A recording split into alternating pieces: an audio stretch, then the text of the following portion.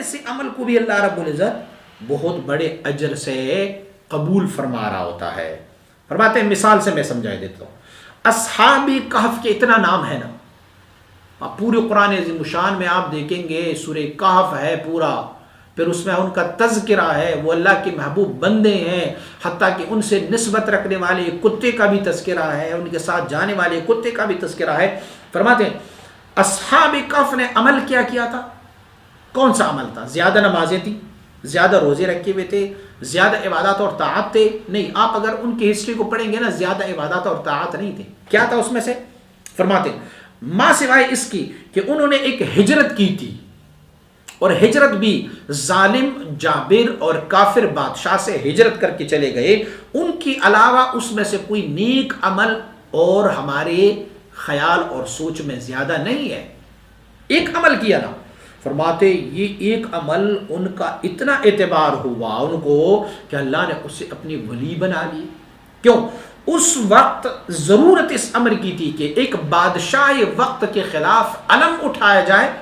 اب علم اس نے اٹھانا تھا لیکن ان کی حامی نہیں تھے, تو انہوں نے یہ جانا کہ اب یہاں سے ہم ہجرت کر جائیں, اور وہ ہجرت بھی اللہ کی رضا کی خاطر ہو. ہم جائیں کہیں کسی غار میں بیٹھ جائیں, کم از کم اس فتنہ اور فساد پر تو ہماری آنکھیں نہیں لگیں گی, نظر تو نہیں پڑے گا نا اس پہ. تو انہوں نے ہجرت کی. اللہ رب العزت نے ایک ہجرت کی وجہ سے ان کو اتنا مرتبہ دیا ہوا. فرماتے ہیں کہ آپ کو میں ایک آرمی کا بھی ایک رول دوں, آرمی کا بھی ایک قانون ہے.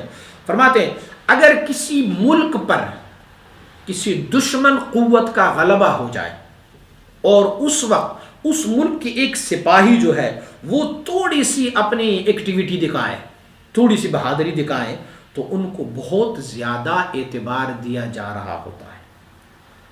مثلا تو مثال ہمارے آرمی نے اس وقت کہ جب غلبہ ہو کسی جگہ پر دشمن کی, تو آپ دیکھ رہے ہوتے ہیں کہ جن جن لوگوں کو نشان حیدر ملا ہوا ہے ہمارے رولز میں, جن جن لوگوں کو بڑے جو تمغے ملے ہوئے ہیں, تو ان کی اگر آپ ہسٹری دیکھیں گے نا, عام طور پر اگر وہ عمل کر دے امن والی وقت میں اور دشمن کی غلبہ کے وقت نہ ہو, اگر وہ عمل کر لیں تو ان کو الٹا سزا دیا جائے گا.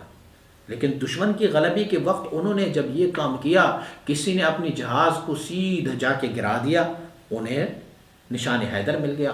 کوئی رینگتا ہوا ان کے دشمن کے مورچوں میں گیا, وہاں پر وہ خود بھی شہید ہوا اور کچھ اور کو بھی واصل جہنم کیا, لیکن اس کے باوجود ان کو اتنا مرتبہ دیا جا رہا ہوتا ہے. کیوں؟ اب دشمن کا غلبہ تھا, اور دشمن کے غلبے میں سپاہی اگر تھوڑی سی بھی ایکٹیویٹی کر لینا تو انہیں بہت زیادہ انہیں رسپیکشن مل جاتی ہے, ان کو بہت عزت دیا جاتا ہے, رسپیکٹ دیا جاتا ہے ان کو. تو ایسے ہی چونکہ آج کل دور ایسا ہے کہ اس میں اسلام کی زبون حالی کیا جا رہا ہے, تو اسی لیے آپ اگر تھوڑی سی بھی ایکٹیویٹی دکھائیں گے نا, تو آپ کی اس ایکٹیویٹی کو اللہ کریم بہت بڑے مرتبے پر جا کے قبول فرما دے گا. اب آپ کو جہاد قولی کی ضرورت. آپ ابھی تلوار اٹھا کے جہاد نہیں کر سکتے, چونکہ حالات یہ ہے, تو آپ تلوار اٹھا کے جہاد نہیں کر سکیں گے. اب آپ کو قولی جہاد کرنا ہوگا. آپ بادشاہ کے مصاحبوں میں ہو اور بادشاہ کو دین اسلام کی ترویج و اشاعت کے مشورے دیا کرو. فرماتے ہیں یہ تمہارے لیے جہاد اکبر ہے, اور فرماتے ہیں اس بارے میں آپ اللہ کریم سے دعا مانگا کرو کہ وَهَلْ مِن مزید, یا اللہ اور یہ عطا ہمیں فرما دے کہ میں قولی جہاد کو یعنی زبان سے بادشاہ کو سمجھاتا رہوں گا. وَإِن جہاد گفتن را بہ از جہاد کشتن دانید.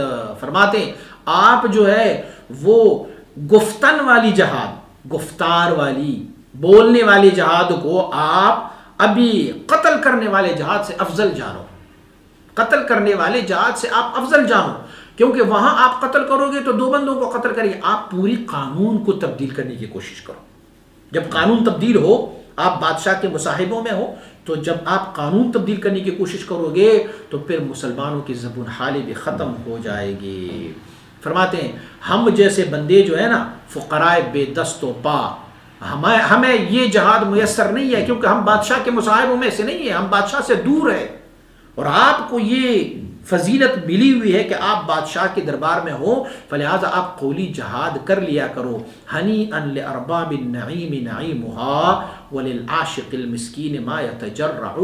فرماتے واہ واہ کیا خوش قسمتی ہے نعمت والوں کے لیے ان کی نعمتوں کا، اور مسکین عاشق جو ہے وہ بس ایک چلو پانی پر ہی خوش ہوتا ہے، ان کا اور کوئی بس نہیں چلتا. ایک چلو پانی بھی لیے نا محبوب کی دریا سے، تو اور جو نعمت والے لوگ ہوتے ہیں جن کے پاس پوری کا پورا دریا ہی ہوتا ہے تو پھر وہ تو دریا والے ہیں، ان کو خوش قسمتی ہے.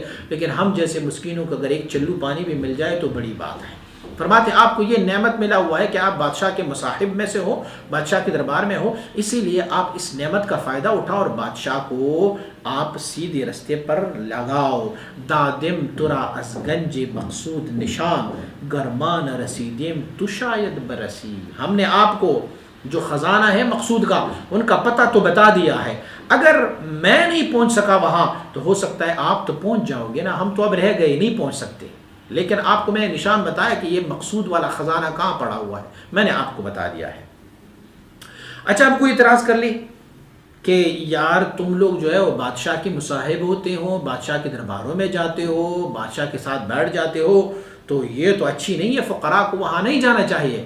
آپ مبارک اس کے دلیل بیان فرما رہے، فرماتے ہیں ہم بادشاہ کے دربار میں اپنی کوئی ایکٹیویٹی دکھانے کے لیے، اپنی کوئی ذاتی مقاصد کے لیے نہیں جاتے، بادشاہ کی مصاحب میں، بادشاہ کی صحبت میں اسی لیے جا رہے ہیں کہ ہو سکتا ہے کہ ہماری وجہ سے بادشاہ کو اصلاح ہو جائے، ہم انہیں دین کی ترغیب دے، اشاعت دین کے لیے اس کو تیار کر لیں. آپ فرماتے ہیں کہ حضرت خواجہ عبید اللہ احرار رحمہ اللہ الباری آپ مبارک فرمایا کرتے ہوئے کہ اگر من شیخی کنم ہیچ شیخ در عالم مرید نہ یابد.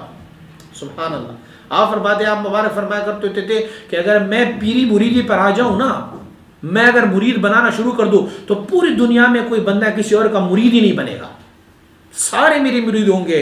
لیکن فرماتے اما مرا کاری دیگر فرموداند، فرماتے مجھے مرید کرانے کے لیے نہیں بھیجا گیا، مجھے کسی اور کام کے لیے بھیجا گیا ہے، اور وہ کام کیا ہے؟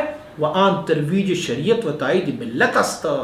فرماتے ہیں کہ وہ ترویج شریعت کی اور تائید ملت کی، دین متین کی تائید اور ترویج اور اشاعت کا کام ہے. لا جرم بصحبت سلاطین میں رفتند. آپ مبارک جو ہے بادشاہوں کے درباروں میں جایا کرتے تھے، اور جب وہاں جاتے ہوتے تھے تو کیا ہوتا؟ اللہ نے جو ان کو باطنی تصرف دیا ہوا تھا نا، وہ بتصرف خود ایشان منقاد میں ساخت. آپ تصرفات فرمایا کرتے ہوتے تھے اور ان کو اپنا تابعدار بنا لیتے، جادو ٹونا نہیں کرتے ہوتے تھے، سحر نہیں کرتے ہوتے تھے، آپ کی باطنی توجہات ہوتی تھی اور زبان سے آپ ارشاد فرما دے ہوتے تھے. تو جب بادشاہ آپ کے قابو میں آ جاتا تو بتوسل ایشان ترویج شریعت میں فرمودہ، پھر بادشاہ سے اپنی شریعت مطہرہ کے مطابق ان سے احکام جاری کرواتے ہوتے تھے. بہت سارے اہل اللہ کے اولیاء اللہ کے آپ کو معلوم ہوگا کہ وہ اللہ کے بندوں کی بارگاہ میں جایا کرتے ہوتے تھے، اللہ کے بندے، اللہ کے محبوب بندے ان کی بادشاہی میں چلے جاتے ہوتے تھے. تو پھر آپ ایک مثال حضرت امام ربانی مجرب ثانی رحمۃ اللہ تعالیٰ کے فرزند ارجمن حضرت خواجہ معصوم رحمۃ اللہ تعالیٰ کا بھی ملاحظہ فرمائیں. حضرت امام ربانی مجرب ثانی رحمۃ اللہ تعالیٰ نے اورنگزیب آپ کی بیعت ہوئی اور پھر حضرت نے اپنا فرزند مبارک جو حضرت خواجہ معصوم رحمۃ اللہ تعالیٰ کو ان کے پاس بھیجا کرتے ہوتے تھے. اور جب حضرت مجدد الفسانی رحمۃ اللہ تعالیٰ کا انتقال ہوا تو حضرت خواجہ معصوم رحمۃ اللہ تعالیٰ جب مسند نشین ہوئی تو بادشاہ سے اس نے دین اسلام کے لیے وہ کام کروائے کہ شاید ہی کسی نے اس زمانے میں کیا. آج کل ہم پڑھتے ہیں نا فتاوی ہندیہ، فتاوی عالمگیریہ، یہ فتاوی عالمگیریہ جو ہے یہ اورنگزیب عالمگیر نے علماء کو اکٹھا کر کے فقہ حنفی کا ایک مستند فتاوی بنوایا ہوا ہے. بادشاہ کو دیکھو اور پھر فتاوی کو دیکھو. ہوا کیا تھا کہ جناب خواجہ محمد معصوم رحمہ اللہ آپ مبارک نے ان کو ایسے تربیت کی، پہلے اپنا مرید بنایا، مرید بنانے کے بعد ان کی ایسے تربیت کی کہ انہوں نے دین اسلام کی ترویج و اشاعت کی، اور اکبر بادشاہ کے جتنی بھی مظالم تھے، کفریہ عقائد تھے یا ان کے جو کفریہ کام تھے، سب کو انہوں نے منسوخ کر دیا اور دین اسلام کی ترویج و اشاعت ہوئی. فرماتے ہیں میں اللہ رب العزت سے یہ التجا کرتا ہوں کہ اللہ رب العزت آپ کی صحبت بادشاہ وقت کو ہدایت عنایت فرما دیں گے. فرماتے اللہ کریم نے آپ کی باتوں میں اس سے تاثیر رکھی ہوئی ہے، اور مسلمانی کی جو عظمت ہے وہ آپ میں بہت بہت زیادہ آپ میں دکھائی دے رہا ہوتا ہے. آپ کوشش فرما لیں کہ لا اقل جو احکام کبیرہ ہے نا اہل کفر کا، جو بڑے بڑے احکام ہیں، کم از کم ان کبیرہ احکام کو ختم کر لے. بقیہ چھوٹے موٹے کو خیر ہے، لیکن جو احکام کبیرہ ہے ان کو تو آپ ختم کر لے، تاکہ اسلام میں کوئی خارجیت نہ آئے، اسلام میں کوئی پارٹی بازی نہ آ جائے، اسلام وہی اسلام رہیں گے. فرماتے اس سے پہلے جو حکومت گزری تھی اس میں سے حضور نے بیگم صلی اللہ علیہ وسلم کے دین مبارک کے ساتھ عناد اور دشمنی کے نشان نظر آ رہے تھے. اور آپ چونکہ اب بادشاہ کے مصاحب ہو، اسی لیے کوشش کریں کہ وہ پرانی حکومت کے سارے قوانین کو آپ منسوخ کر لیں، اور کوشش کریں کہ بادشاہ وقت کو ایسے صلاح اور مشورہ دیں کہ وہ شریعت مطہرہ کی ترویج و اشاعت میں لگا رہے. یہ مکتوب شریف تو حضرت امام ربانی مجرب ثانی رحمۃ اللہ تعالی نے اس زمانے کے حساب سے لکھا تھا، لیکن آج کل ہمارے دور میں بھی ہی یہ بڑے کام کے ہے. حضور سید مبارک صاحب علیہ الرحمہ ایک واقعہ سنایا کرتے ہوتے تھے.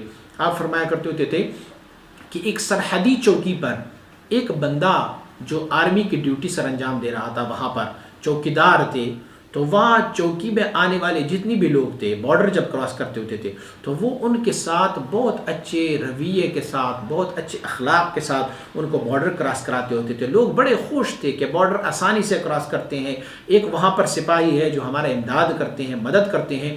تو کیا ہوتا، اسے ملاقات کے لیے ہر ہفتہ خضر علیہ نبینا علیہ الصلوۃ والسلام تشریف لایا جائے. تو خضر علیہ نبینا علیہ الصلوۃ والسلام سے ہر ہفتہ ملاقات ہوتی. بندے نے یہ سوچا کہ بھئی میں سرکاری نوکر ہوں، اگر میں اس نوکری کو چھوڑ دوں تو نوکری چھوڑنے کے بعد مجھے تو روز خضر علیہ نبینا علیہ السلام ملیں گے، اب تو میں دنیا داری میں لگا ہوا ہوں، کام میں لگا ہوا ہوں. بہرحال اس نے اس نظریے کے تحت نوکری چھوڑ دی. جب نوکری چھوڑ دی تو انتظار کرنے لگے. ہفتہ گزر گیا، خضر علیہ نبینا علیہ السلام ملاقات نہیں کی. 2 ہفتے گزر گئے، 3 ہفتے گزر گئے، نہیں ملاقات ہوئی. مہینے بعد خضر علیہ نبینا علیہ السلام سے ملاقات ہوئی. تو آپ نے اس بندے نے ان کو کہا کہ حضور میں نے تو آپ سے ملاقات کی خاطر میں ڈیوٹی ہی چھوڑ دی. میں نے کہا میں دنیا داری میں لگا ہوا ہوں، ڈیوٹی پہ لگا ہوا ہوں، اس کو میں چھوڑ دیتا ہوں تاکہ میں تمہارے ساتھ ملاقات روز کرتا جاؤں. تو آپ تو ڈیوٹی جب سے چھوڑی مہینے بعد ملے، ڈیوٹی پر کم از کم آپ تو ہفتے بعد ملتے. تو حضرت خضر علیہ نبی علیہ السلام نے ان کو جواب دیا کہ بھائی میں تجھے ملتا ہوتا، اسی لیے ملتا ہوتا کہ جس پوسٹ پر آپ تھے اس پوسٹ پر مخلوق خدا کو آسانیاں دیا جا رہے، آپ آسانیاں دے جا رہے تھے. اب چونکہ آپ نے پوسٹ چھوڑ دیا ہے، وہاں پر ایک ایسا بندہ آیا ہوا ہے جو مخلوق خدا کو تنگ کرتے ہیں، اور یہ تیری وجہ سے ہوا ہے. اگر آپ اس پوسٹ کو نہ چھوڑتے تو وہ بندہ وہاں نہ آتا. اب چونکہ آپ نے پوسٹ کو چھوڑ دیا ہے تو اب بندہ وہاں پر آ گیا ہے، اور وہ بندے سے ساری مخلوق پریشان ہے. اسی لیے اگر آپ دوبارہ ڈیوٹی جوائن کریں گے تو لوگوں کو آسانیاں ہوں گے. معنی یہ ہے کہ اگر کسی کو تبدیل کرنا ہو نا تو اس سے بجائے اس کے کہ تلوار یا بندوق سے تبدیل کیا جائے، اچھے اخلاق اور اچھے مشورے دے کے ہی ان کو تبدیل کیا جا سکتا ہے. تو حضرت امام ربانی مجرب ثانی رحمۃ اللہ تعالی مبارک نے یہ مکتوب شریف ہمارے لیے نصیحت ہے کہ آپ لوگ بھی، اگر آپ بادشاہ وقت کے مصاحب نہیں ہیں، کم از کم آپ کسی آفس میں کام کر رہے ہو تو آپ کے آفس میں جو آپ کے آفیسر ہے، آپ ان کے مصاحب ہو، ان کے ساتھ مشورے والا ہو، آپ کے ساتھ بیٹھنے والا کوئی کلیگ ہو، ان کو آپ اپنی طریقے سے دین ترویج اور شریعت محمدی صلی اللہ علیہ وسلم بارک کی آہستہ آہستہ ان کو اس طریقے پر لائیں تاکہ انہیں بھی رشد و ہدایت ملتا رہے گا.